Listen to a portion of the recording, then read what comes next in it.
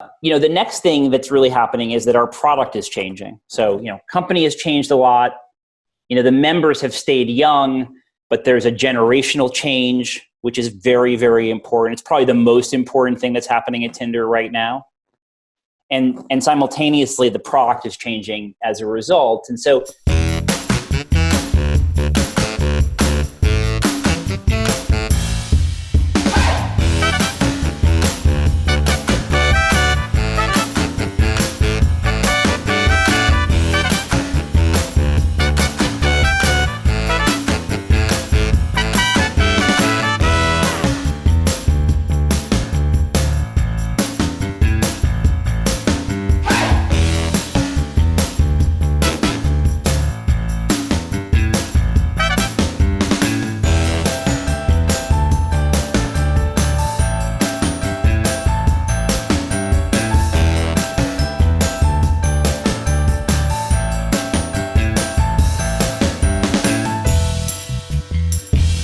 right, if you look at Tinder, we were founded in 2012. We started on a United States college, university campus.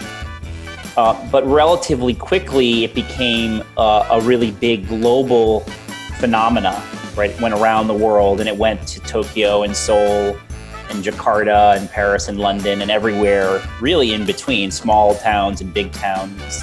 8-year period. A lot has changed. The customers have changed, right? Our company has changed. I became the CEO of Tinder now a little bit more than 2.5 years ago. And during that time, I like to think we went from being a startup, and really based entirely in Los Angeles, thinking about, the world from the lens of Los Angeles and San Francisco, to being a scale-up that is very, very globally focused.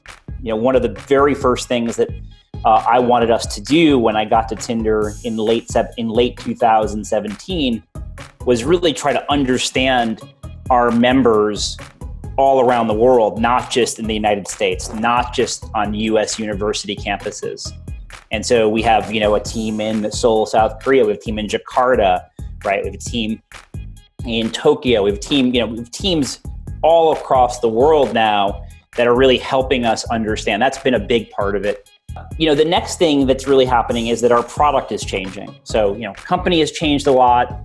The members have stayed young, but there's a generational change, which is very, very important. It's probably the most important thing that's happening at Tinder right now. And simultaneously, the product is changing as a result. And so, I'll talk you through kind of some of the big trends that we're seeing right now and what that means for how the product is changing.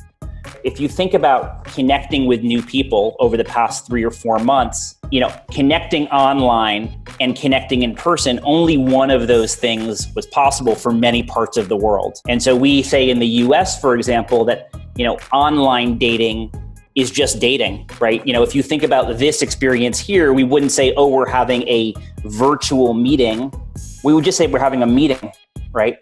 And so this idea of the virtual or the digital and the real becoming the same thing is a very important idea. And this is not just happening, it's not a brand new idea. In fact, and I think that's a very powerful and simple idea that we're seeing now really in dating. There's not online dating and dating. There's not online social discovery and social discovery.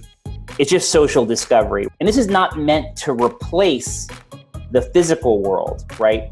It just means that these two things are not as different as they once were. They're much more connected. Number 2, right, is we can connect with video. Video is a very powerful tool, which I think, it's funny. I grew up in an age where a video phone call was this like very futuristic thing, right? Like they would talk about it in science fiction movies.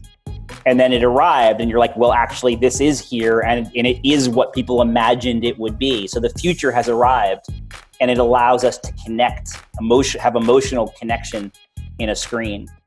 And the third, which we've seen is really inspiring, is you see all kinds of interesting hacks where people are having their social life, but in a digital experience because of the coronavirus, because of COVID-19. right?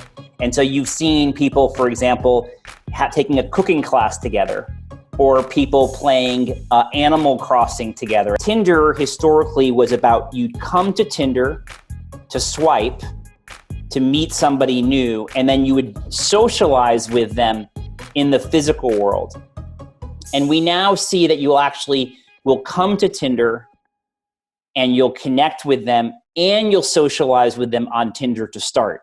It's not meant to replace the physical world, but if historically we're about swiping, it goes from swiping to socializing, right? Where we can actually connect in the screen. The next real big evolution is really the one that's already here, in a sense, which is video, which I think